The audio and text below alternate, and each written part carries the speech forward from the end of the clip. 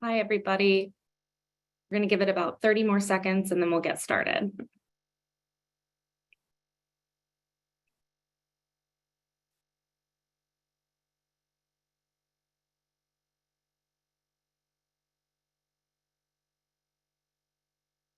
All right. Well, good afternoon and welcome. My name is RG Hall, and on behalf of the Committee for a Responsible Federal Budget, I just want to thank you guys for joining us today as we go into the fiscal outlook after the debt limit deal. A few housekeeping things before we get started. First, we are recording this event for future use. And second, and probably more importantly, we do want today to be an interactive event as much as possible. So for those joining on Zoom and YouTube Live, I do encourage you to submit your questions using the Q&A feature on the bottom of your screen. And for those of us who are joining at home via C-SPAN, you can submit your questions by email at info@crfb.org. That's info@crfb.org. Now, as many of you know, earlier this month, Congress passed and the president signed the Fiscal Responsibility Act. Yesterday, CBO released their long-term budget outlook.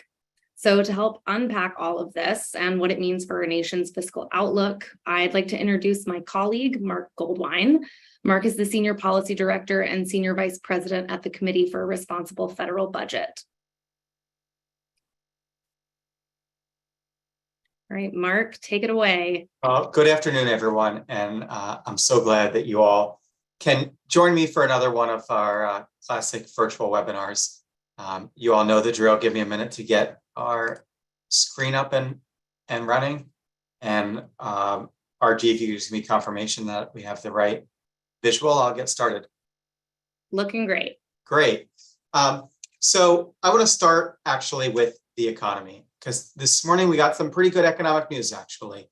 GDP, gross domestic product, has grown at a rate of about 2% in the first quarter of this year, which means that effectively the economy has fully recovered from the COVID crisis. We all remember 3 years ago when businesses were shuttered, people were asked to stay at home, jobs were lost, and the economy went into free fall. We've come a long way since then. Really, GDP has been at about where we otherwise thought it should be since the end of 2021. But after some additional turmoil from inflation and other things, we're headed back to that trend. We are very close to where the economy otherwise would have been. And the difference probably can pretty much be explained by lower immigration and, sadly, deaths due to COVID. On a per capita basis, we've essentially fully recovered. And this is true not only looking at macro data like GDP, but if we were looking to the unemployment rate, for example, that's about 3.5%, right where it was prior to the pandemic. If we look at jobs, we see growth. We look at household balance sheets. So overall, the economy has recovered from COVID, at least on average. In part, this is because demand is strong. And if anything, demand is too strong.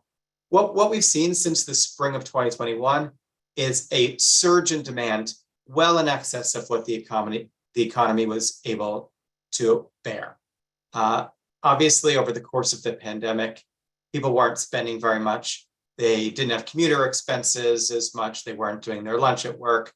There weren't vacations. There weren't restaurant purchases, especially early in COVID, spending was really down. But since about April of 2021, people have been spending like it's 1999. Some of this, they now call it revenge spending, but some of this is just makeup spending for things that people didn't do over the course of the pandemic. But a lot is due to the fact that people were much richer. They had several rounds of COVID relief payments. They many cases had PPP money, unemployment money, savings from not spending during the pandemic.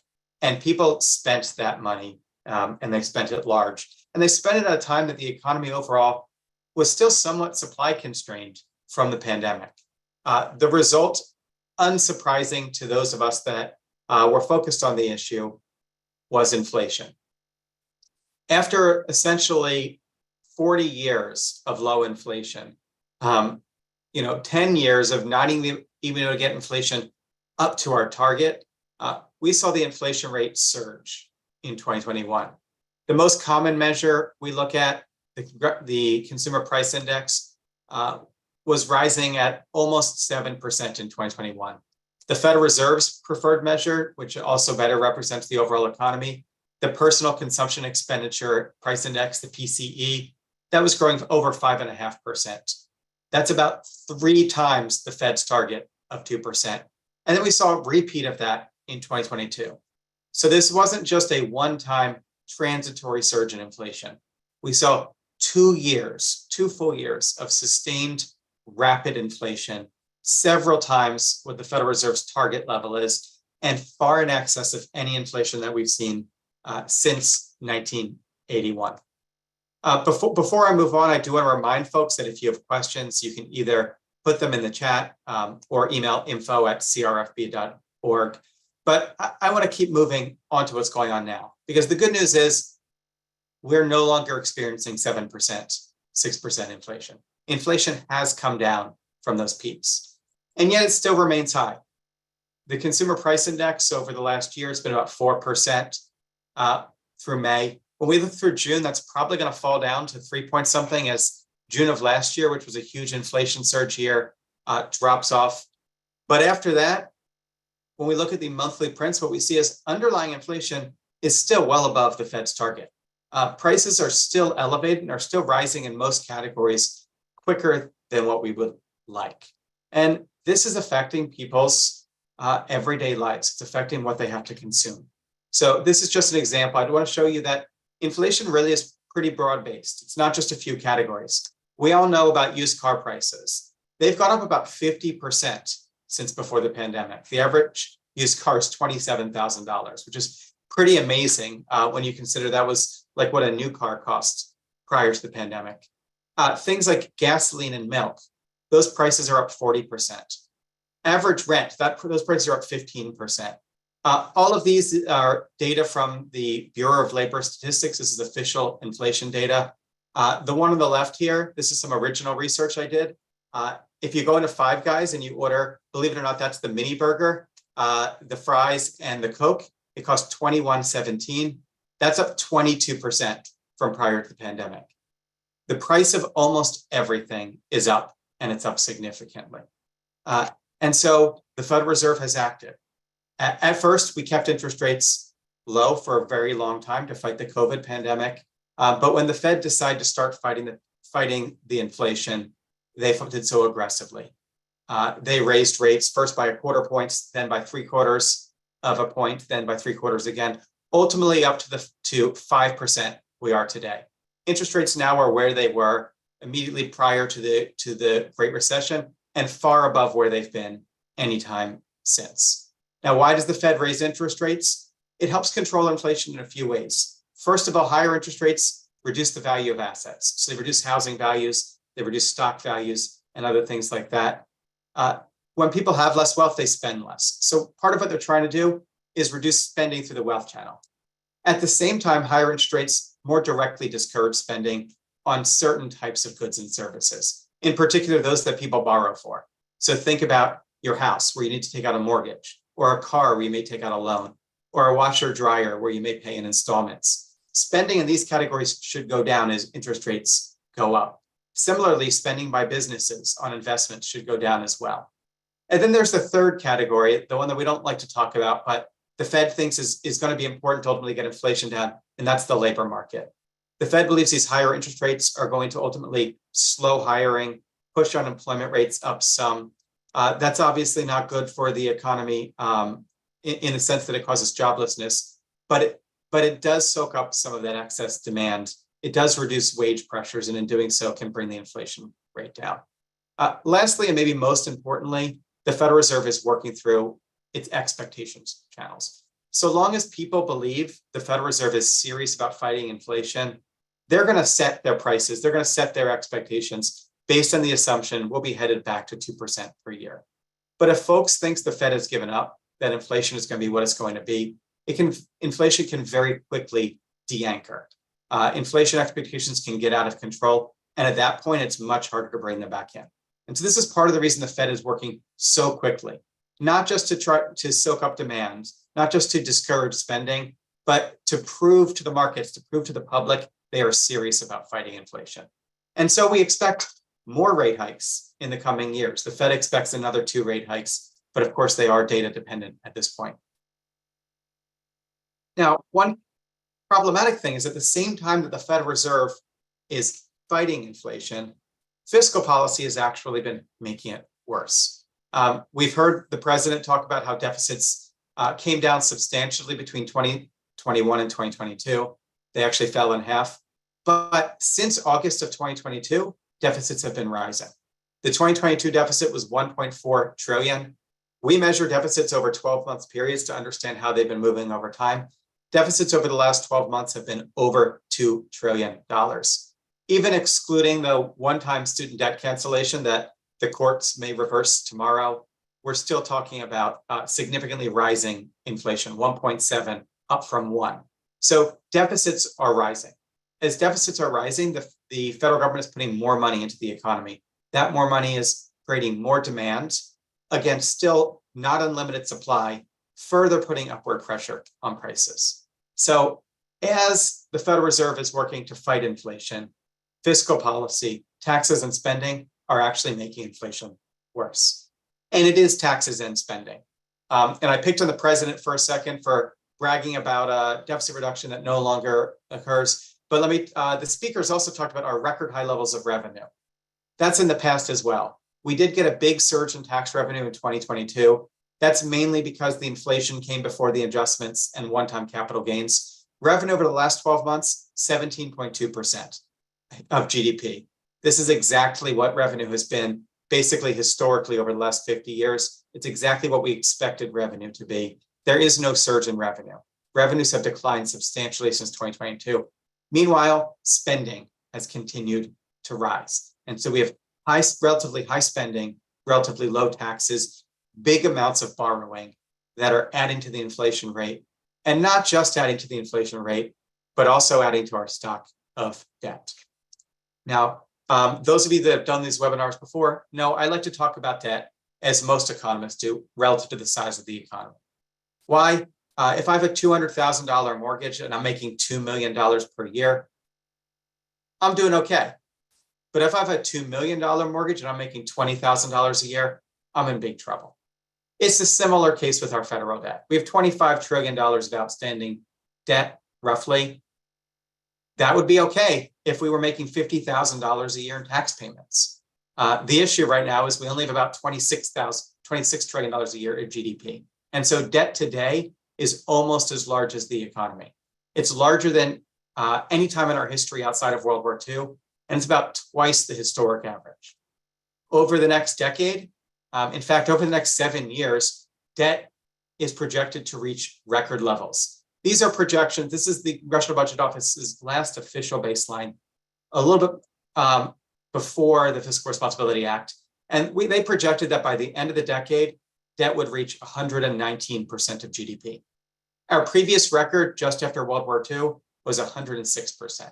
So we had debt headed for record levels, unprecedented levels that we've never before seen. Fortunately, policymakers in both parties came together, not with ease, but ultimately came together and agreed on legislation that would start to right this ship. As part of the Fiscal Responsibility Act, we raised the debt limit. That was incredibly important because we need to pay our bills. The debt limit isn't about how much we're going to borrow. It's about, do we pay for the borrowing we've already decided to do? It made some reforms to work requirement rules, to various energy projects. It made some changes to how much money we still have left in the COVID relief. So it did a lot of little things. But primarily what the Fiscal Responsibility Act did is it imposed some caps on our discretionary budget. About a third of the budget every year is determined on an annual basis through appropriations. This is how we pay for our defense. It's how we pay for most spending for the Department of Education, the Environmental Protection Agency, the State Department, Homeland Security, most federal workers. A lot of what you think of as the core functions of government are appropriated on an annual basis. And since the 90s, most of the time, that annual appropriation has been capped through legislation. But the most recent set of caps we allowed to lapse after 2021. And that followed a period of really rapid spending growth. If you look at this graph here, you can see from 2017 through 2022, discretionary spending grew about 40%. That's twice the rate of inflation. And by the way, this happened over a period that we essentially ended our spending in Iraq and Afghanistan. So if you look on an apples to apples basis, spending really grew more like 50%. We had very rapid growth in appropriations. The Fiscal Responsibility Act started reining that in. It reinstated caps just for 2 years, but that's a start. Those caps lowered non-defense discretionary spending back to nominal 2022 levels, and it increased defense spending by 3%, basically freezing it relative to inflation. On net, this roughly equals a 1-year freeze. So we basically froze total discretionary spending. We cut it slightly between 2022 and 2023. And then we allow both of them to grow by 1% in 2024. This is a significant reduction relative to what otherwise would have happened had we grown with inflation, or had we done what we've been doing recently, which is allowed the appropriators to basically do whatever they want. Now, nothing in Congress is easy, and the Fiscal Responsibility Act is a particularly complicated and in some ways convoluted piece of legislation.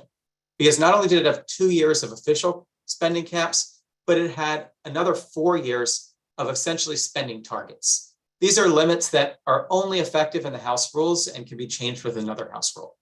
Those targets limited spending growth to 1% per year, even beyond 2025. This is about half the rate of inflation. And if put into effect, would mean even lower spending. On the other hand, along with the agreement to pass the Fiscal Responsibility Act was essentially a series of side agreements for how to bring non-defense discretionary from 2022 levels in 2024 back to 2023 levels. Essentially, they agreed to do all of these extra things, like taking some money from the IRS, taking some money from the Commerce Department, allowing for more emergency spending. They allowed all these side deals to turn the non-defense discretionary spending level for 2024, into a freeze. Now, those haven't happened yet. Those are contingent on this appropriations process, which we all know is going very well. But if they did, we'd save somewhat less money than under the basic plan. All in, the Fiscal Responsibility Act, as written, would reduce deficits by about $1.5 trillion over a decade. If the non-binding caps are followed through, in other words, if we continue to limit spending growth to 1%, the savings could be over $2 trillion. On the other hand, if we integrate these side agreements, it could be as low as $1 trillion. So depending on how we look at this, the Fiscal Responsibility Act is going to save us $1 to $2 trillion over a decade. Either way, that's pretty massive. It's not massive relative to the $8 trillion we would need to stabilize our debt as a share of the economy, but it's larger than anything we've done since 2011. So this is the largest deficit reduction package in almost 12 years. Pretty significant, even if we do the side agreements number. And it will meaningfully, not massively, but meaningfully slow the growth of our debt. Remember I said in CBO's last projections, the last official projections, debt was projected to reach 119% of GDP by 2033. Under these latest projections, it's going to reach 115%. That's a 4% of GDP improvement. Again, we're currently at 98%. So there's a far way to go if we want to hold debt to current levels, but this is a significant step in the right direction. That significant step, sadly, is not enough to prevent debt from reaching record levels. It does delay when we reach record levels by a bit of time. It does reduce how much we go above record levels, and it does make it easier for us to pass the further deficit reduction to stop debt from reaching record levels. And yet, debt still remains on an unsustainable path. Similarly, deficits will continue to grow, but at a slower pace. Prior to the Fiscal Responsibility Act, we were facing deficits rising to $3 trillion, $2.9 trillion by the end of the decade. They're now projected to reach $2.7 trillion. You can kind of see why if you look at the specifics. I went back to 2019 here, prior to the pandemic. In 2019, the last full year before we had the pandemic, spending was about 21% of GDP. If we project forward to 2033, spending on discretionary and other mandatory stay about the same, shrink a little bit. Spending on healthcare and Social Security are projected to rise substantially. Again, due to the aging of the population and rising healthcare costs, we expect health and Social Security spending, that's Medicare, Medicaid, Obamacare, Social Security, to be significantly higher in 2033 compared to 2019. Prior to the Fiscal Responsibility Act, that meant total spending of 25.3%. Unfortunately, the Fiscal Responsibility Act doesn't do anything about Social Security or healthcare, but it will meaningfully reduce discretionary spending from 6% to 5.6%. So that's something like an 8% reduction. As a result, spending will be lower than 25% of GDP. Again, still significant growth from 2019, still some growth even from today, but an improvement, a big step in the right direction. One thing, unfortunately, that's mostly out of our direct control is interest costs. So long as debt is rising and interest rates are rising, interest costs will be the fastest growing part of the budget. This year, for the first time since the 90s, the federal government will spend more on interest than everything it spends on children. In other words, add up spending on K through 12 education at the federal level, child tax credit, children's health insurance program, spending on healthcare for children through Medicaid, school lunches, spending on children through the food stamps program. Add them all up, they're less than interest. We are now spending more servicing our past than investing in our future. By 2024, interest costs are projected to exceed the cost of all Medicaid, food stamps, and SSI, supplemental security income combined. By 2027, interest costs are slated to exceed the cost of the defense budget. We'll spend more in servicing the past than protecting our country. And by 2030, interest is on course to be to exceed its record levels. I got ahead of myself, which is that in about a quarter century, interest costs are going to be the single largest federal government program. Interest costs are exploding. All of this makes for a particularly problematic long-term budget outlook. Debt is projected to be 115% of GDP by 2033, but rise to 180% by 2053. And the trajectory is such that we think it's going to continue growing thereafter. The major drivers, again, Social Security, healthcare, and interest on the debt. Those programs are going to continue to grow through the mid-2030s. And then Social Security is going to stable off, healthcare costs are going to continue to growing, and interest is going to explode. I wish I could tell you that was the worst news today. The worst news being that debt is going to reach twice today's levels at 180% of GDP. But it turns out the actual situation is much more dismal if politicians do the things that they typically have done. Since CBO's last baseline, revenue has come in much weaker. We made a bunch of side deals on the discretionary budget. And we know that there are a number of policies that are that are scheduled to expire that just may not. Most significantly, the 2017 Tax Cuts and Jobs Act, what we often call the Trump tax cuts, have huge expirations at the end of 2025. Some of these are tax cuts for the rich that may become unpopular, but a lot of these are very broad-based tax cuts that will have support in both parties. And so the base case should be that we pay for all of these, but there's a pretty good chance politicians are going to want to extend them. If they do extend these tax cuts, and if they incorporate the side deals from the Fiscal Responsibility Act, and if once those caps expire, spending continues to grow, and if they extend the Affordable Care Act subsidies that also expire at the end of 2025, what we estimate is that debt will reach not 115% by the end of the decade, but 130%. So debt is on course to reach maybe 130% by the end of the decade.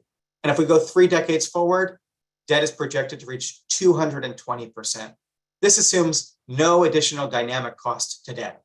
In reality, this higher debt would likely boost interest rates, slow economic growth, and cause that debt to explode even further. We have an unsustainable fiscal situation, and all of the political incentives in front of us, just to go back for a second, all these incentives are to make it worse. It's up to groups like ours, it's up to the public like you to encourage politicians to make it better. Unfortunately, that doesn't seem to be always what they want to do. The Fiscal Responsibility Act was a huge step in the right direction. It was a major move to restore discipline to the discretionary budget and to start talking about deficit reduction. It's actually encouraging because this is the second piece of legislation focused on deficit reduction after the Inflation Reduction Act. But just as after the Inflation Reduction Act, the president canceled student debt, only a week after the Fiscal Responsibility Act or so, the House Ways and Means Committee came out with a bill that's essentially $1 trillion of tax cuts. On paper, that bill cost about $80 billion. But that was because they had proposed a bunch of tax cuts, both new ones and extended ones, to expire after 2 years. That's not realistic. That is not their intent. That's not their plan. If these tax cuts were to be made permanent, we estimate they would cost $1 trillion, essentially wiping away the Fiscal Responsibility Act, fully wiping it away if the side deals are in effect, wiping away 2/3 of it, even without the side deals. So we're very much in this one step forward, one step back situation, and we need to move to the one step forward, one other step forward, one other step forward. And to make things even harder for us, we have to do this at a time of looming trust fund insolvency. The Highway Trust Fund is only 5 years from running out of money. The Social Security Old Age Trust Fund, only 10 years. That means that today's youngest retirees will be 72 years old when Social Security runs out. It means that today's 57-year-olds will be reaching the normal retirement age. We need to save Social Security and Medicare and the Highway Trust Funds, not just for our kids and for our grandkids, but actually for our grandparents. If we don't, the average couple on Social Security will face a $17,000 cut to their annual benefits. The law says Social Security cannot spend beyond its revenue, and that gulf is about 23%. So everybody, doesn't matter if you're rich or poor, doesn't matter if you're 62 or 102, everybody under current law gets a 23% across the board benefit cut, which again averages $17,000 for a typical dual earning couple. That is completely unacceptable, and we are running out of time to not only save Social Security, to not only save Medicare, to not only save the Highway Trust Fund, but also to prevent our debt from rising unsustainably, to get our inflation and interest rates under control, to support a stronger, more inclusive, more pro-growth economy, and to put us on a sustainable path with a working political system. Now, that's a tall order, and we're probably not going to solve all of it in the next year, but at least let's start moving in the right direction instead of the wrong one. Thank you all. I would love at this point, Reagan, for us to take any questions. Hi, guys. Thanks so much for that, Mark. And for those of you asking, yes, we will be sharing the PowerPoint. It will be available to you all. We've got a couple of minutes, so we're going to take a couple of questions. I have a question from Nancy. Nancy asks, prior to the passage of the Fiscal Responsibility Act, Speaker McCarthy said that he was interested in appointing a fiscal commission. What are your thoughts on that? Isn't a commission just another way to pass the buck and for Congress to do nothing? So the only way we've ever solved Social Security solvency is through commissions or through advisory groups. That's how we did in 1977. That's how we did in 1983. It's true, commissions are passing the buck. They're passing the buck from a Congress that's been unable to solve these problems to a working group that hopefully will be. So I'm a big supporter of commissions, and there are lots of models. Senators Romney and Manchin have a big bipartisan commission legislation called the Trust Act. This would create separate commissions for Social Security, for Medicare, and for the Highway Trust Fund. That's one approach. Another approach is to look at a broader fiscal commission. I worked on one of those in 2010, the Simpson-Bowles Commission. At the time, we were told we would have no success, nothing would happen. Our biggest fan in the Obama administration was the budget director, Peter Orszag. And I was at a cocktail party where he said, I think they're going to be successful. I think they can get a co-chair's report. So basically, the biggest fan of Simpson-Bowles thought that they could get a co-chair's report. In reality, what happened is Simpson-Bowles put together a $4 trillion package of revenue increases, entitlement reforms, spending reductions, and reforms to the economy that had the support of 11 out of 18 of its members, 5 Republicans, 5 Democrats, 1 independent, and totally changed the landscape of conversation in Washington. Unfortunately, despite multiple rounds of negotiation, the speaker and president weren't able to kind of seal the deal. But these commissions can be hugely powerful in changing the conversation, in bringing up the relevant ideas and in creating some safe space for negotiation. Because right now, everybody just wants to demagogue these issues. This person's going to raise your taxes. This person's going to cut your Social Security benefits. Nobody wants to actually talk about the very serious fact that if we do nothing to Social Security, it's a 23% benefit cut. And if we do nothing to fix the debt, it's inflation and high interest rates as far as the eye can see. Awesome, thank you. Another question we have from Marty. Marty says, it seems that every time we get close to the debt limit, it becomes a crisis. Shouldn't we just abolish the debt limit? And if not, why and what do you think we should do with the debt limit? This is a great question. So historically, the debt limit has been a really important moment for politicians to take stock of the fiscal situation. Ideally, they wouldn't need a debt limit. Ideally, they would do that through the budget process. But what we've seen is the budget process has really broken down to the point there hasn't been like a real budget since 2016, and there hasn't been like a real budget that actually passed as a concurrent budget resolution and was used to enact legislation since 2009 or even 2005 by some measures. So we do need other opportunities to take stock of our fiscal situation. And historically, debt limits are where we got the Graham-Rudman caps in the 80s. It's where we got the 1990, 93, and 97 budget deals. It's where we got the Simpson-Bowles Commission, statutory pay-go, the 2011 Budget Control Act. And so the debt limit can do a lot of good, so long as you're using this as an opportunity to look at the budget and not as a weapon that you're willing to threaten. Because if we don't raise the debt limit, if we don't pay our creditors, we risk a financial crisis, and we risk making the United States a laughingstock. And so I do think there are reforms we can do to the debt limit that will keep that reminder aspect, but lower the temperature a little bit so that the cost of failure isn't catastrophic. I encourage, for example, looking at the Sustainable Budget Act or other kinds of reforms that keep the debt limit in some form, keep that check back, but remove the threat of default. Awesome. Another question we have from Ben. Ben says, Mark, the committee said that the FRA was a good first step for fiscal responsibility. What does the next step look like for Congress in terms of addressing our long-term fiscal outlook? So first of all, I actually look at the FRA as the second step. I think people need to remember from 2015 to 2021, and especially from 2017 to 2021, essentially all Congress knew how to do was add to the deficit, whether it was the 2017 tax cuts, whether it was huge spending increases in 2018 and 2019 that were bipartisan, whether it was the American Rescue Plan or the CARES Act, all Congress knew how to do was add to the deficit. That changed thanks in large part to Senator Manchin with the Inflation Reduction Act, which, in hindsight, maybe didn't save quite as much as we thought, but was designed not to add to the deficit, but actually to reduce the deficit. And then the Fiscal Responsibility Act builds on that, not just paying for its new initiatives and reducing deficit on the margin, but actually focused on deficit reduction. It's the first legislation focused on deficit reduction since 2011. What's the next step? We need to look at the rest of the budget. The Fiscal Responsibility Act focused only on, that quarter of the budget that's appropriated every year, and mainly only the non-defense side. So mainly only like 12% of the budget.